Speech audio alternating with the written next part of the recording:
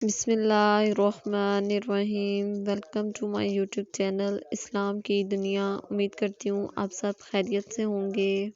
جی تو آج کی میری ویڈیو واقعہ کربلا کا پارٹ 3 ہے۔ پارٹ 2 اور فرسٹ میں نے پہلے اپلوڈ کر دیا ہے۔ اگر کسی نے نہیں دیکھا تو وہ جا کر میری پروفائل میں جا کر چیک کر سکتا ہے، اور اس کے علاوہ ڈسکرپشن میں لنک دے دوں گی، آپ وہاں سے بھی دوبارہ دیکھ سکتے ہیں۔ تو اپنی ویڈیو کا آغاز کرتی ہوں میں اب۔ عمر بن سعد نے کہا کہ جاؤ، حسین گر گیا ہے، اس کا سر قلم کر دو تاکہ ہم یزید تک یہ خبر جلد از جلد پہنچا سکیں اور اپنا انعام حاصل کر سکیں۔ جو قریب جاتا اسے حضرت امام حسین کی آنکھوں میں رسول اللہ کا چہرہ نظر آتا، وہ روتا ہوا واپس آ جاتا۔ پھر شمر کہتا ہے یہ کام مجھ سے ہی ہوگا، مجھے خنجر دو۔ خنجر لے کر جب شمر امام حسین کے پاس جاتا ہے تو امام حسین کا سر سجدے میں ہوتا ہے۔ شمر آ کر خنجر امام حسین کی گردن پر رکھتا ہے اور چلانے لگتا ہے۔ شمر دیکھتا ہے کہ امام حسین کچھ پڑھ رہے ہیں تو ہنسنے لگتا ہے اور سوچتا ہے کہ قریب آ کے سنتا ہوں اور پھر یزید کو بتاؤں گا۔ جیسے ہی شمر کان آگے کر کے سنتا ہے تو امام حسین کہتے ہیں اے میرے اللہ، قبول کرنا میری اس شہادت کو۔ تیرے حسین نے تیرے دین کے لیے سب کچھ قربان کر دیا۔ اے اللہ، گواہ رہنا کہ تیرے نبی کے نواسے نے دین کی خاطر قربانی دی۔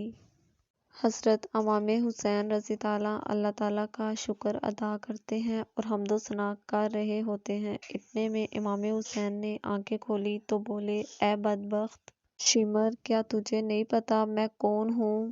شمر کہتا ہے ہاں مجھے پتا ہے، تو رسول اللہ کا نواسہ ہے، علی کا بیٹا ہے، فاطمہ کا بیٹا ہے۔ امام حسین نے کہا تم پھر بھی مجھے قتل کر رہے ہو؟ شمر کہتا ہے کہ تمہیں قتل کرنے سے مجھے سونا ملے گا، حکومت ملے گی۔ تو پھر امام حسین نے کہا میں جنت کا سردار ہوں، کیا تمہیں اپنی جنت کی فکر نہیں؟ شمر بدبخت ہنستا رہا اور امام حسین کے پاک گلے پر خنجر چلانے لگا۔ امام حسین اللہ کا ذکر کر رہے تھے اور یوں نواسہ رسول کا سر تن سے جدا ہو گیا۔ بس امام حسین کا سر کٹنا تھا کہ فوج یزید خوشی سے جھومنے لگی۔ عمر بن سعد نے کہا لوٹو، اہل بیت کے خیموں کو لوٹ لو۔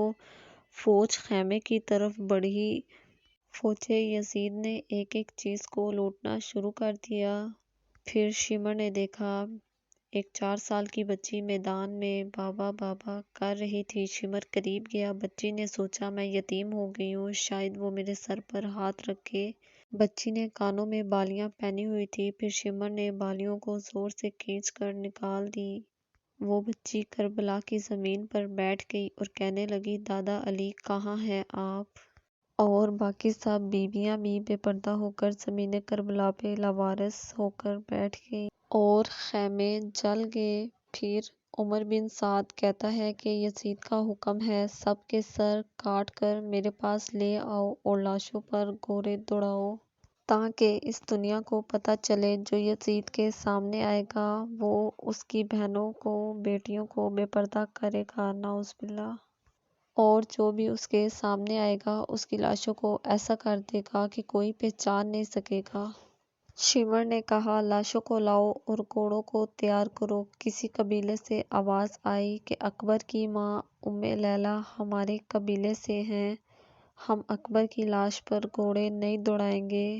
عمر بن سعد نے کہا ٹھیک ہے، اکبر کی لاش کو جدا کر دو۔ کسی نے کہا حور ہمارے قبیلے سے ہے، اور کسی نے بولا مولا عباس ہمارے قبیلے سے ہیں، اور کسی نے بولا قاسم چمن کی شہزادی کا بیٹا ہے، ہم اس پر گھوڑے نہیں دوڑائیں گے۔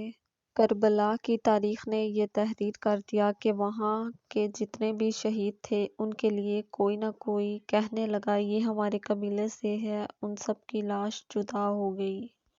بس ایک غریب ماں کا بیٹا حسین زمین کربلا پر پڑا رہا لاوارثوں کی طرح۔